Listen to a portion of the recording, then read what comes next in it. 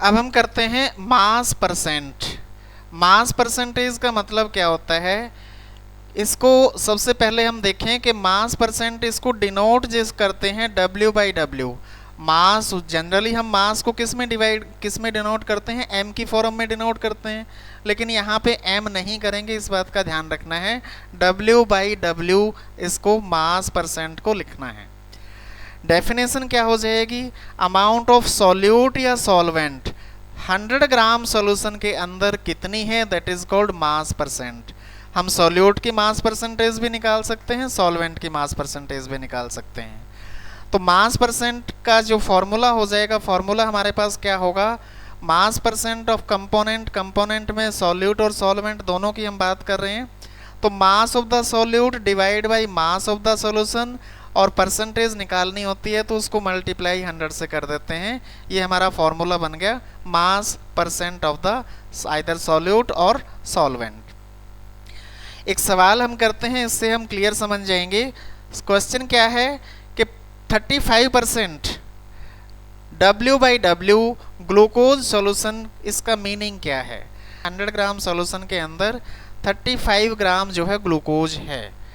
Okay, तो 35 weight of the glucose is 35 हो गया, वेट ऑफ द सॉल्यूशन 100 ग्राम हो गया।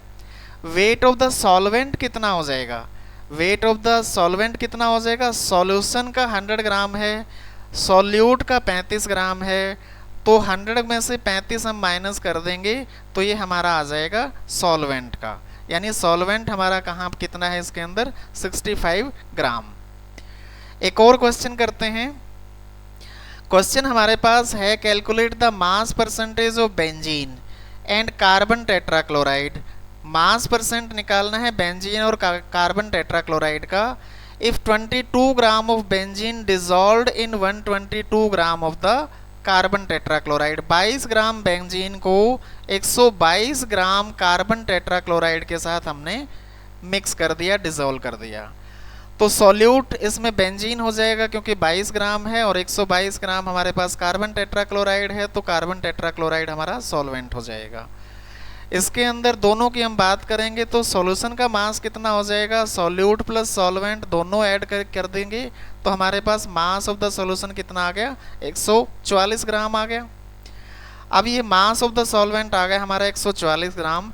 अब सॉल्यूट की परसेंटेज मास परसेंट निकालेंगे तो mass of the solute divide by mass of the solution multiply by 100 करते हैं।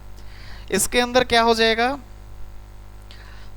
देखिए मास ऑफ द सॉल्यूट 22 ग्राम है और सॉल्यूशन हमारा 144 ग्राम का आया है, अभी हमने किया है 100 से मल्टीप्लाई करेंगे तो कैलकुलेट करने पे आ जाएगा 15.28% मास ऑफ द सॉल्यूट आया है।